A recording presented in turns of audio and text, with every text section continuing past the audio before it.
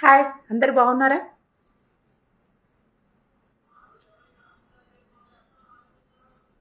మూర్తి గారు అంటున్నారు లడ్డూ వివాదం ఇంతటితో ముగిసిపోయింది, లడ్డు గురించి మాట్లాడుకోవాల్సిందంటూ ఏమీ లేదు అని చెప్పి మాట్లాడుతూ ఉన్నారు. కానీ నాకు ఒక విషయం అర్థం కాలేదు. మన డిప్యూటీ సీఎం పవన్ కళ్యాణ్ గారు తిరుపతి లడ్డు వివాదం అయినప్పుడు విజయవాడ కనకదుర్గమ్మ గారి మెట్లు కడిగి వాటికి బొట్లు పెట్టి చేయడం అనేది ఏంటో నాకు అర్థం కాలేదు.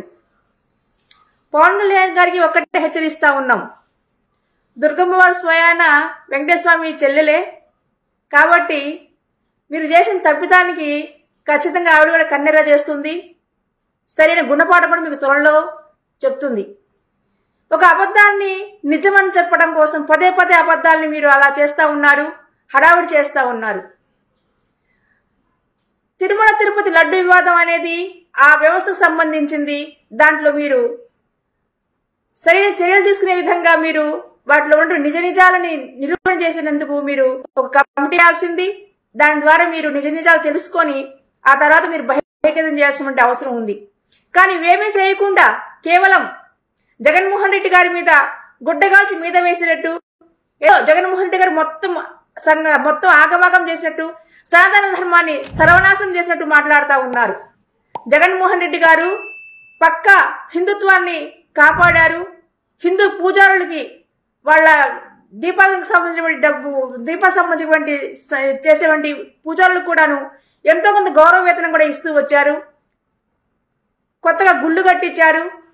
అంతర్వేదిలో రథాన్ని అది దుండగుల చర్యతో అది కాలిపోగానే వెంటనే మరియు కొత్త రథాన్ని అతి త్వరగా ఏర్పాటు చేసి దేవాలయానికి అప్పగించారు. ప్రతి ఒక్కరు కూడా జగన్మోహన్ రెడ్డి గారు ప్రజల అభిష్టం మేరకే పరిపాలన చేస్తూ వచ్చారు. మీరేం చేస్తున్నారండి?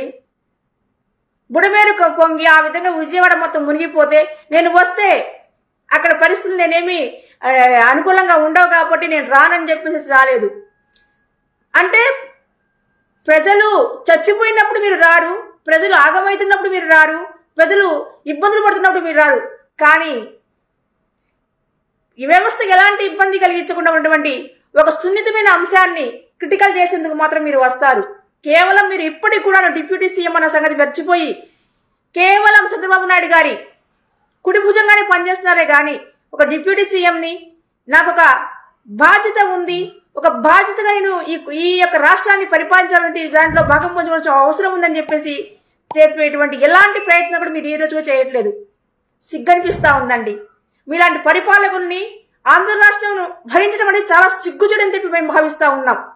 మళ్ళీ చెప్తూ ఉన్నాం, మీరు ప్రజలకు ఏవైతే సూపర్ 6 అంటూ వచ్చారో ఆ సూపర్ 6 అమలు చేసే విధంగా మీరు ప్రయత్నాలు చేయండి.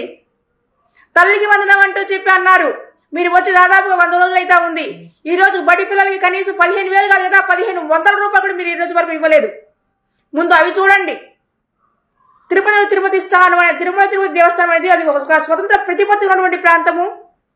దాంట్లో తమిళనాడు కూడా భాగస్వామ్యంగా ఉంది కాబట్టి ఆ రెండు రాష్ట్రాలను కలబోసుకొని ఆ యొక్క తిరుపతి యొక్క నిధి నిర్ధారణ చేసి ఎవరైతే ఈ అసత్యారోపణ చేస్తారో వాళ్ళ మీద కఠినమైన చర్యలు తీసుకోవాల్సిందిగా మేము డిమాండ్ చేస్తా ఉన్నాము. రేపు మా జగన్మోహన్ రెడ్డి అన్న 28వ తారీఖున తిరుమల వస్తున్నారు.